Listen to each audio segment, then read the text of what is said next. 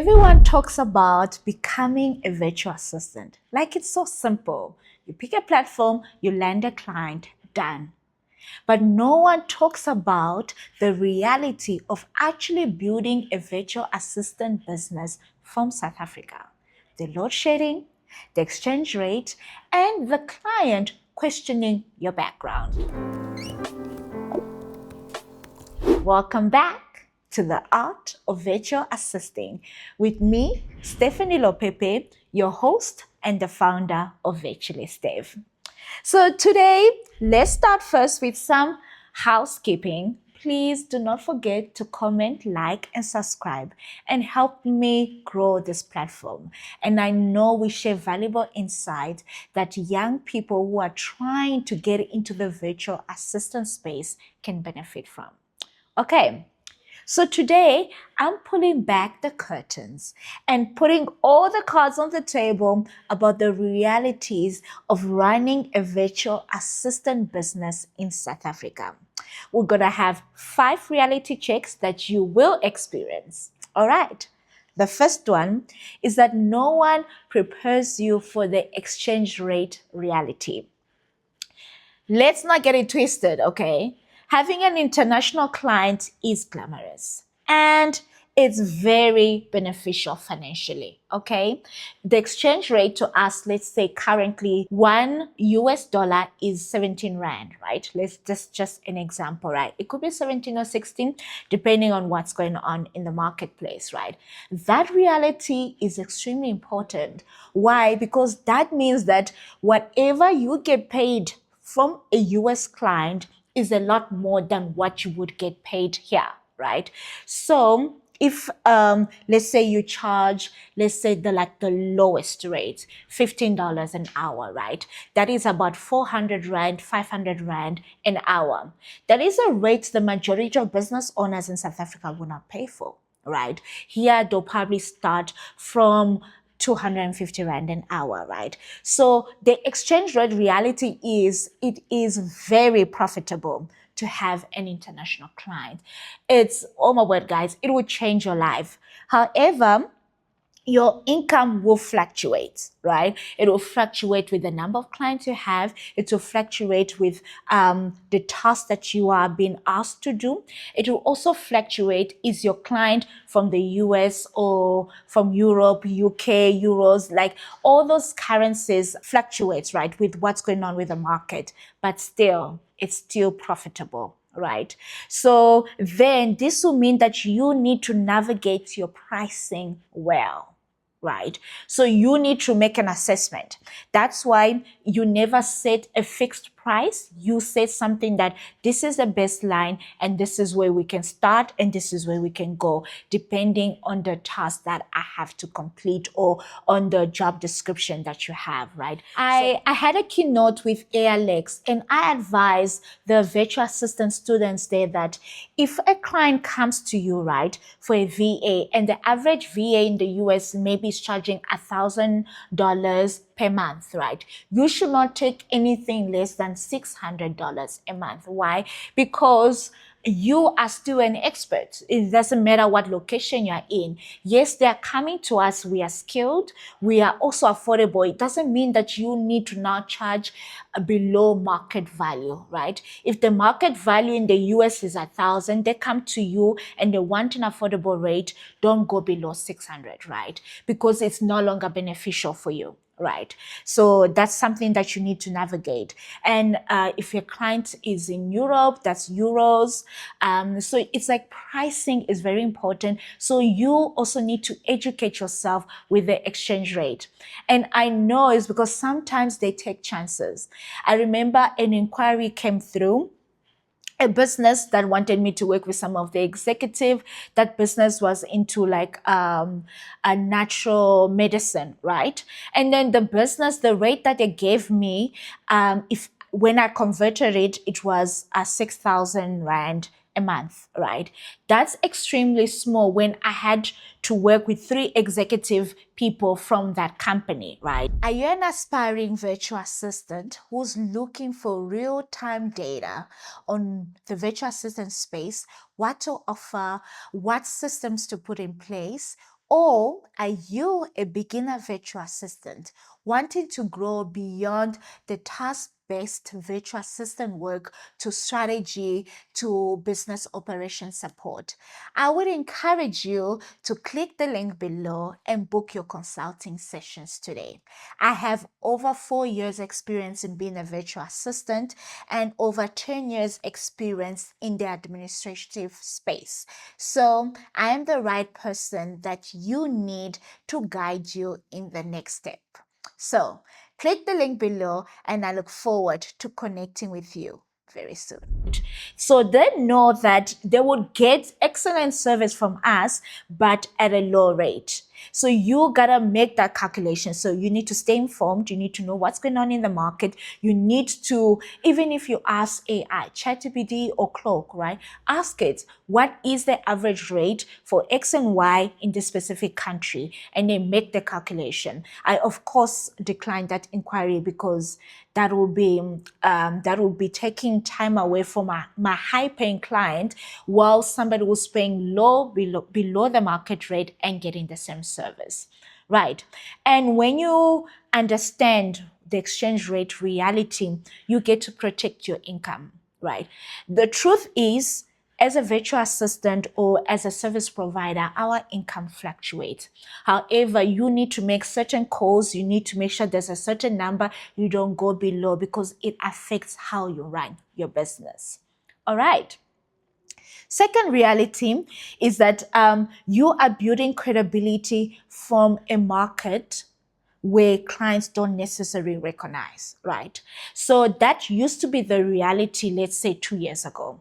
But currently in 2026, end of 2025, South Africa, and I may say the African continent at large, is the hub for the marketplace, especially for remote workers. Remote workers include virtual assistants, social media managers, content strategists, digital marketing experts, even consultants, whether it's in sales or whatever it is, right? The world has realized that on the African continent, there's talented experts, right? There's talented experts. So it is in your best interest to make sure that you are accumulating the skills that you need to, depending on what niche you want to work in as a virtual assistant, right? So yes, the marketplace has recognized, South Africa has recognized Africa as a hub where they are talented experts, but for a client who does not know, right? However, they want to work with you. So there are two things they will do. They'll either go through an agency who's already done the background check, who's already got your credentials, etc., or they will find you on Threads, on TikTok, on LinkedIn, on Instagram. However, you need to create trust, right? You need to find a way to create trust. And we do that through our presence in the digital space, right? We showcase our testimonials. We showcase the skills that we have, whether it's through case studies. We speak to camera, like where videos, you need to have videos where your face is showing. You communicate well like a professional. You position yourself as someone who is trustworthy, right? Because remember, as a virtual assistant, you are having access to confidential information. You are having access to the behind the scenes of a client's business. So you need to find a way to create trust, right? And you do that through social media. You do that through your website. You do that through how you're coming across, right? So that is a way for you to build credibility if a client does not recognize your background. All right. Number 3 is that in South Africa, we have a challenge with stable electricity connection, right? So it's power cuts, we call it AKA load shedding, right? So it used to be a huge issue. I remember, I believe like 3 years ago, guys, we wouldn't have a stable supply of electricity, right? We have 4 hours of electricity, then 2 hours no electricity, then another 4. So like that is an infrastructure challenge, right? And that is a reality you would face as a virtual assistant in South Africa. And I'm pretty sure across the African continent, there is the same infrastructure challenge, right? So you gotta figure out, what can I do to make sure that I stay connected? I always tell people a virtual assistant has a low entry cost to become an expert in the field, right? You just need stable internet connection, you need electricity, you need a device that works, and you need to have critical thinking, right? Now, if you are facing connectivity issues, if you are facing load shedding issues, that is going to be a challenge for you to provide the best service to an international client, right? So what are the systems that you can put in place to make sure that this is not something that hinders you? So for me, I just made sure that I know a coffee place where they have PowerPoints, where they have free internet, right? Where I'm able to charge all my devices and make sure that I stay on track, right? And if you are, let's say, having a client from the US, there's a high chance you only start work at 3 p.m., right? Due to the time difference. So you definitely need to make a plan, right? A coffee shops probably close at, let's say, 6 p.m. Now, what are you going to do for the other 3 hours that you need to stay connected? You need to make sure you have power banks. At least your phone is connected. You need to either find another establishment that maybe closes at 8 p.m. or 9 p.m. You could either go to a food court, right? The malls have food courts and those close usually at 9 p.m. Like, you need to find solutions to make sure that you stay connected, your internet is good, your devices are charged, right? And you need to make sure that is happening, because you don't want to miss a deadline and the excuse to a client, hey, we didn't have electricity for the last 2 days, right? So I know it has gotten better. However, there are still some areas across the country where connectivity, internet, and electricity is an issue. And if you are from that area, you need to find a practical solution that will work for you. All right.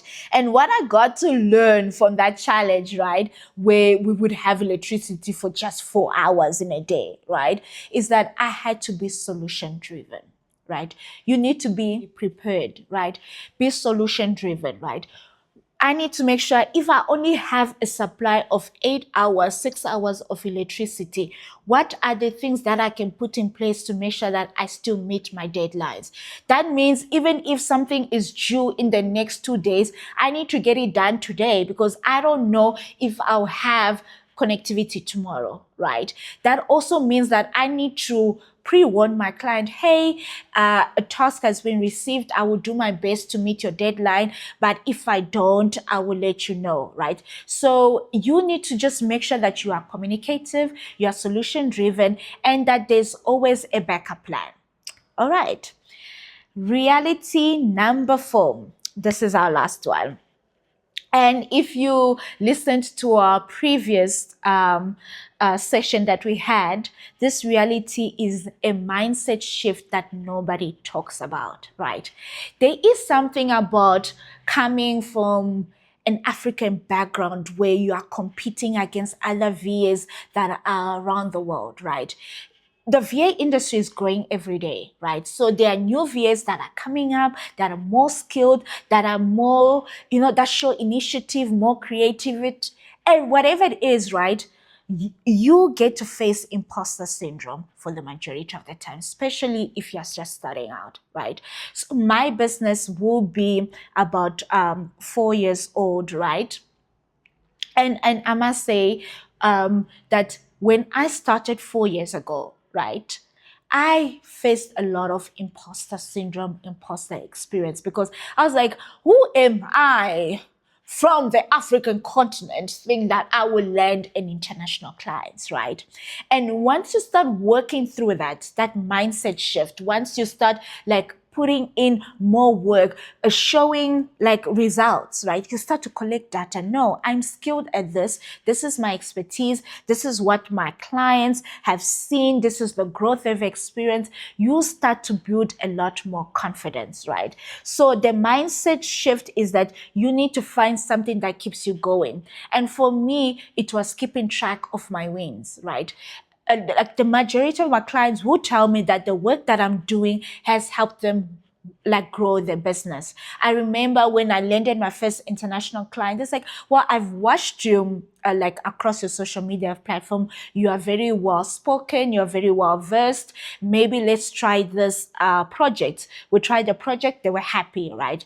Another client, they met me through a networking event. They were quite happy with my pitch. And then I landed that client and I was with them for over a year and a half, right? So those are all data collection for me. For me to tell myself, no, yes, I'm competing against the best in the US, in the UK, in the Philippines, but I also have result-driven clients that can attest that I'm very good at what I do, right? So that's what kept me going. My results, testimonials, and also surrounding myself by people who truly believe it is possible for a VA from South Africa to run a profitable business and land international clients. So you gotta figure out what is my focus, what is my goal, and what can I do to keep going despite any challenges, despite any obstacles, despite all the other realities that we discuss.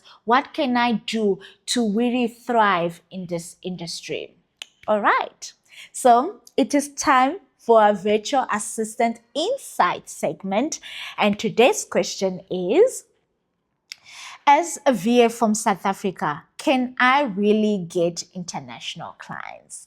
And my answer is yes, you can. And I would ask you and encourage you to push to land international clients. Why? The money is good. The challenge that you face will stretch you. Like you get to learn new skills. You get to show up as a better professional, right? So it is truly possible to be a VA from South Africa and land international clients, right? And it also depends on your niche. We have people who are experts in social media marketing. What, guys? They have great clients. So you just gotta figure out what will work for me, what are my expertise, what is my niche, and how do I position myself into getting a client to trust me into giving their business. All right. So in conclusion, building a business from South Africa has taught me that my location is not my limitation. My limitation has to do with my positioning. It has to do with how I communicate the work that I do and the results that my clients has had from my work, right? So if this has resonated with you, I would like to know, where in the world are you building your virtual assistant business? All right. Do not forget to like, comment, and subscribe. Until next time, bye.